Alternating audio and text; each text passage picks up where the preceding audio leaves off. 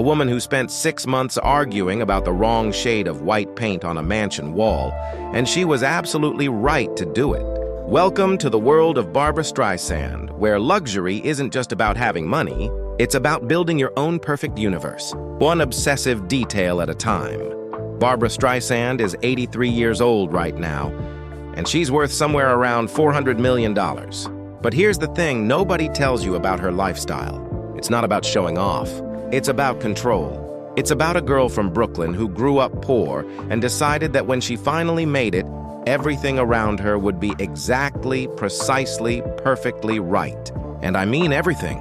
We're going to walk through her world today, and I promise you, by the end of this video, you'll understand why her story is actually about way more than just money. Let's start with where she lives, because this is where things get really interesting. Barbra owns a massive property in Malibu, sitting on a cliff overlooking the Pacific Ocean. The estate covers several acres of land that costs more per square foot than most people make in a year. But she didn't just buy this place and move in like a normal rich person. No, she spent decades perfecting it. Literally decades. She would wake up in the middle of the night with ideas about how a room should look, or where a tree should be planted, or what color a wall should be painted. Her staff learned very quickly that working for Barbra Streisand meant understanding that good enough was never actually good enough. There's a famous story about her rose garden. She had it planted in one spot. Didn't like it. Had the whole thing dug up and moved. Still didn't like it. Moved it again. This happened 3 times over 2 years. Why?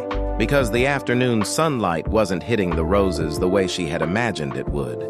Now, most people would say that's crazy. But here's the thing. When you visit that rose garden now, when you see how the light hits those flowers in the late afternoon, you understand. She was right. It's absolutely beautiful. That's the Barbra Streisand difference. She sees things in her mind exactly as they should be, and she won't stop until reality matches that vision. The main house itself looks like something from a New England postcard, but with California sunshine all around it. Inside, it's like walking through a museum, except everything is for her personal use. She's been collecting antiques and art for over 50 years, starting back when she was still struggling to pay rent. Even then, even when she probably shouldn't have, she would spend money on a painting or a piece of furniture that spoke to her soul. Today, that collection is worth tens of millions of dollars. There are pieces in her home that museums have asked to borrow for exhibitions. But she didn't collect for investment. She collected because she fell in love with beautiful things, with history, with objects that had stories to tell. Here's something most people don't know. Barbra has an entire building on her property just for her clothes. Not a closet, a building. Climate-controlled like a museum because some of these outfits are pieces of history. That black dress she wore to the Oscars in 1969 when she won Best Actress, it's in there, preserved perfectly. Stage costumes from performances that changed her life? All there. She even has costume jewelry from her early days when she was broke. Pieces that cost almost nothing but meant everything. There's a brooch she bought herself after getting her first big role, using money she should have spent on rent. She still wears it sometimes when she's alone at home. That tells you everything about who she really is. But the property has even more. There's a screening room that's basically a private movie theater with professional-grade equipment. There's a recording studio because even in her private sanctuary, music is never far away. There are guest houses that are nicer than most celebrity mansions. And the gardens, oh, the gardens.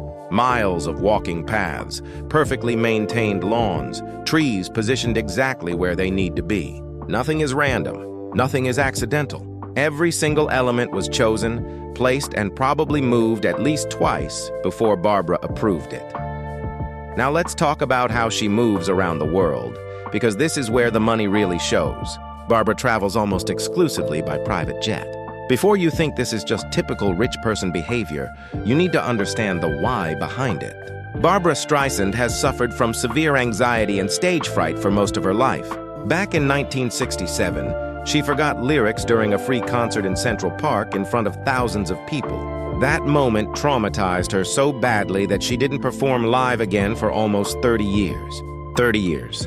One of the greatest singers in history, too terrified to get on stage. The private jet isn't about luxury. It's about survival. It's about controlling her environment completely, so her anxiety doesn't spiral out of control. The jets are configured exactly to her specifications. The lighting is specific. The temperature is precise. The crew knows exactly how she likes things, and they never deviate from the protocol. There are stories, never confirmed, but everyone in her circle knows them, about planes being delayed because the exact type of tea she drinks wasn't on board. True or not, it shows you the level of control she needs to feel safe. And that control costs millions of dollars every year. Crew salaries, maintenance, hangar fees, fuel costs. For one person to travel this way can easily cost $3 to $5 million annually. But for Barbra, it's not optional. It's the price of being able to function in the world. On the ground, she has a collection of luxury cars, but again, she rarely drives herself. Not because she thinks she's too important, but because when someone else drives, she can think, she can prepare, she can exist in her own head where she's most comfortable. Every vehicle serves a purpose. Every choice has a reason behind it. Nothing is random with Barbra Streisand.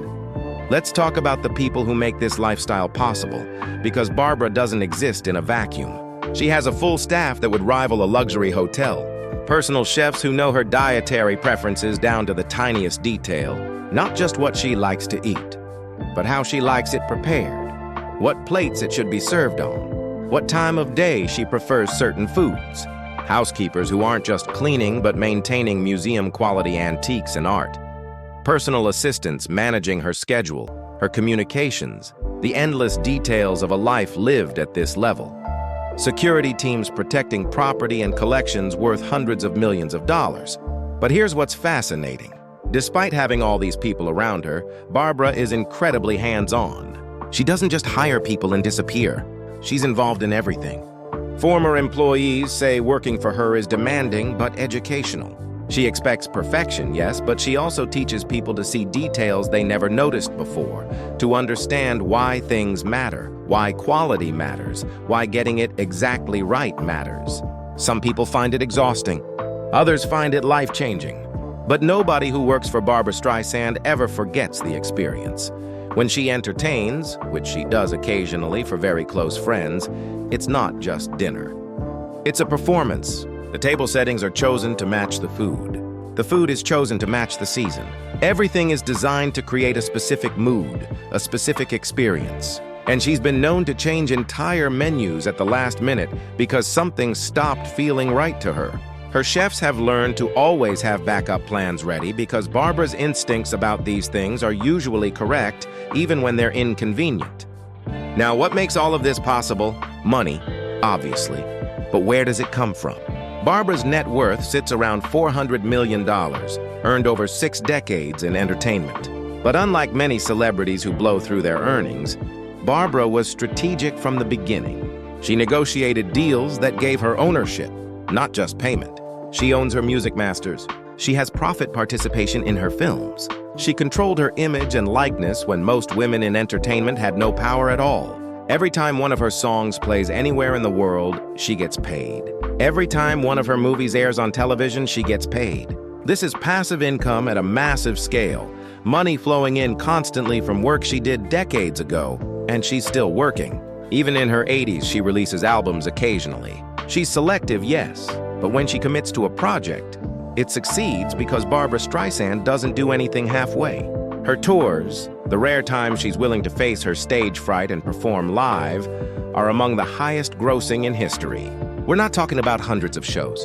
We're talking about maybe 10 or 20 carefully chosen performances with ticket prices reaching thousands of dollars. And they sell out immediately because seeing Barbra Streisand live isn't just a concert. It's witnessing a legend. Beyond entertainment income, she's made smart investments. Her real estate has appreciated enormously. She has business investments managed by advisors who understand her risk tolerance. She's not reckless. Every investment is calculated, considered, aligned with her values. This is a woman who remembers being poor, who remembers worrying about money, and that memory shaped how she handles wealth. She never takes it for granted. She protects it, grows it, uses it to build the life she envisioned. But here's the other side of Barbra that balances all this luxury. Her charity work. She's donated tens of millions of dollars to causes she believes in. Women's health research, cardiovascular disease, civil rights, environmental protection, education. arts programs.